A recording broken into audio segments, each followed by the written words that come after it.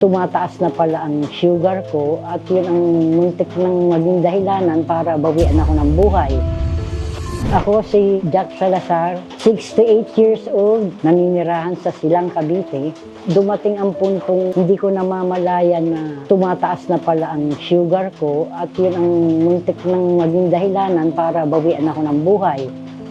Hindi ko maalisan ng trangkaso at nagwiwigil ang mga paa ko pag tumatayo ako, nanlalabo ang paningin ko at pakiramdam ko sa batok ko ay may parang pumapana. Tinakbo ko sa ospital at doon na nga nalaman na apektado na ako ng diabetic na nag-800 na ang sugar ko. Halos na ako nakakalakad dahil tumaas ang uric ko, mataas ang cholesterol ko. Hanggang sa dumating sa buhay ko si glucostrol na aibsan lahat ng mga dinaramdam ko. Dati, pagka konting lakad ko lang, nanghahapo ako, nahihingal ako, nahirapan ako huminga. Kailangan ko pa mag-golf cart. Ngayon, hindi na ako hinihingal. Masarap na ako matulog. Bumalik na nga sa normal ang katawan ko eh.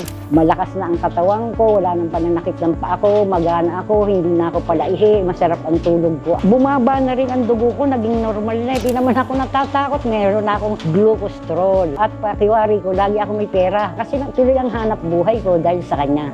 Magmula po nang dumating sa buhay ko itong si glucostrol, malaking pagbabago. Kaya kung ako sa inyo, ang magiging payo ko, subukan nyo.